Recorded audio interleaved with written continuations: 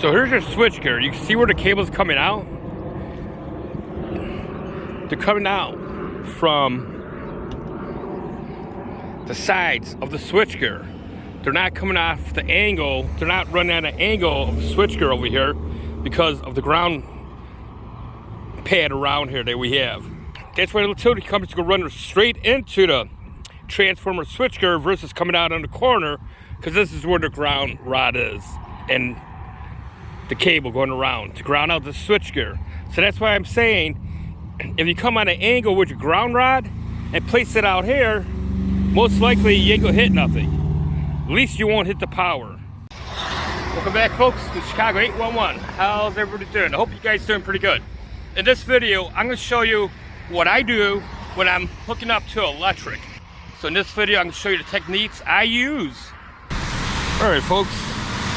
Anytime you want to around an electrical box, you want to direct connect to this electrical box, but you gotta watch out because we got phone out here, so we got a lot of cable out here, and you don't want to ground out your box when you're trying to direct connect to the transformer and hit one of these cables. So the proper way of grounding out and hooking up is whatever direction you want to go with the cable. So for example, this 3-aught leaving this transformer is going shooting north. So I'm going to sweep the north section to find out where this cable is at before completing the 360. But definitely you can see flags out there, so it's shooting north. I'll grab a red lead and I'll find a bolt, because this transformer should be grounded. This whole transformer should be grounded. I got a ground pad right around here, a wire that's probably 6 inches down, and every corner will have a ground rod 10 feet deep. So I'll hook onto the hinge. I'll hook onto this hinge right here to get continuity, or if there's a bolt, I'll put it right here to get continuity on this transformer so I can locate the cable. So now I'm getting my ground rod, and I know I'm going that way with direction. So I'm not putting my ground rod way out here because it could be interfering with my sweep. I'm gonna put it somewhere back here on the corner. Right in the corner, because most likely the utility is not coming, the electric is not coming off the corner here because we got a ground rod there. Anything that's coming out of the utility will be from this side or this side.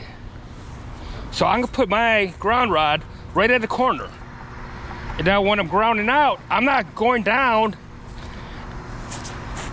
and pounding on my ground rod all the way down, you know, into this on the bottom. I'm not doing that. There's no reason to do it, because every inch you're going down with this ground rod, you have a greater chance of damaging a utility cable.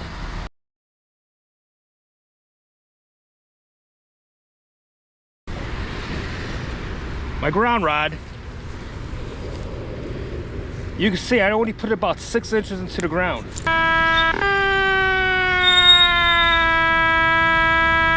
On 8, I pushed it out 100 milliamps. I got some resistance, 14.8 resistance. So I got a little resistance on this line, but I'm only down 6-7 inches with my ground rod. There's no reason to go any deeper than that. You got good continuity and everything else. If you're shooting high voltage and you're reading 30 here, there may be something wrong with the grounding issue on the cabinet here. Not necessarily your ground itself. But I see locators want to just ground and pound it all the way down to the ground like that. That's a no-no, because that right there, if there's a cable going through here, I would have pierced that cable, because I was pounding it with my foot. Never pound it with your foot. Always put pressure down with your hand. So always put pressure with your hand down, because when I'm pushing this probe down, It's going nice and slow. If I hit something, I could feel it. That I could move it over. And it's nice and down. I'm pushing down. And that's all you need to do. And now I'm not damaging any cables.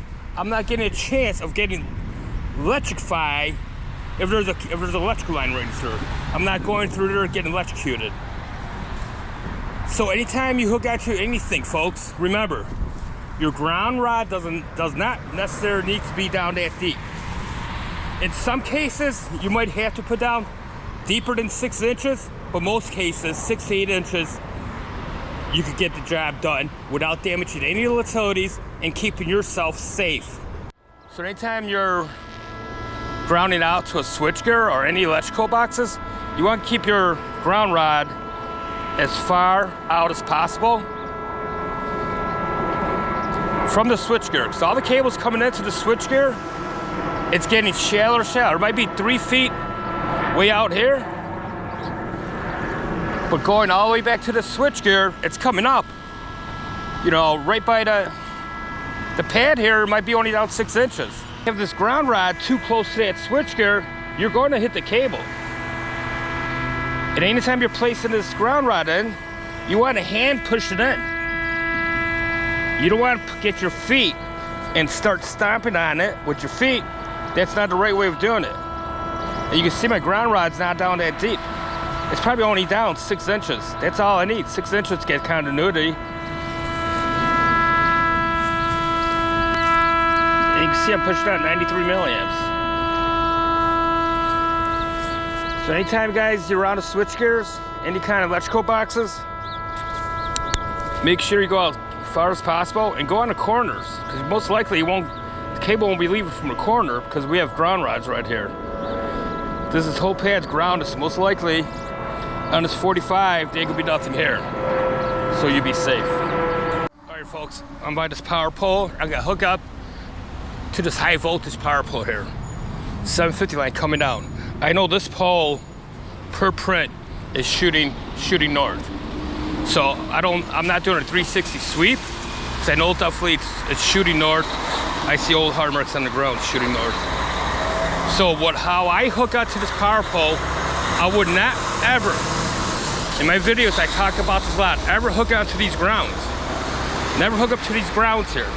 Because if something bad up there wants to happen, the first thing it's coming right down these grounds. They go traveling down these grounds first. So never ever hook onto these grounds and peel back.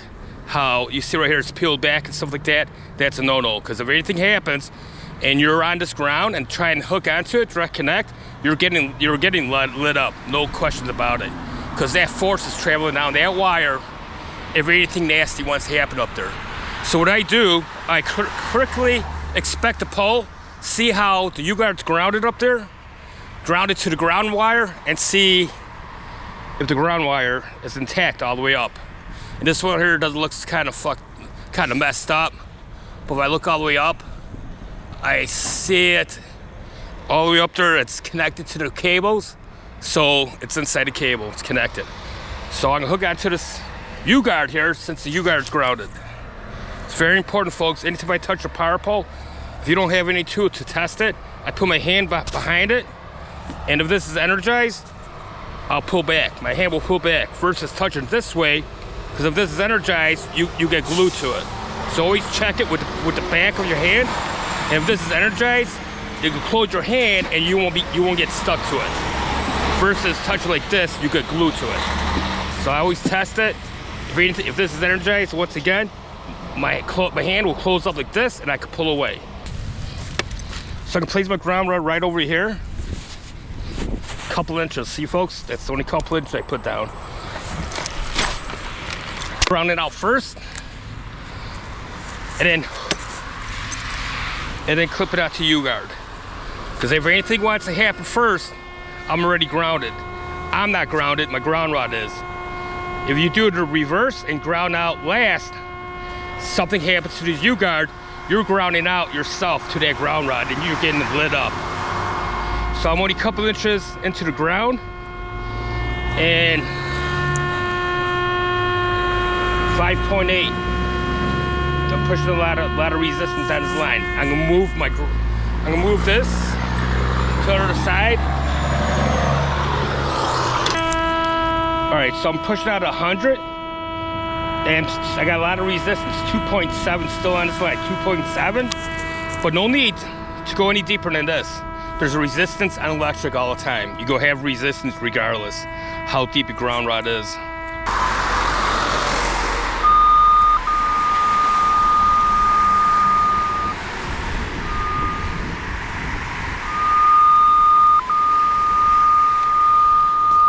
And boom. You can see where I'm picking up. 3 feet, 12.3 milliamps. And you can see, I'm only pushing my ground rod down a little bit.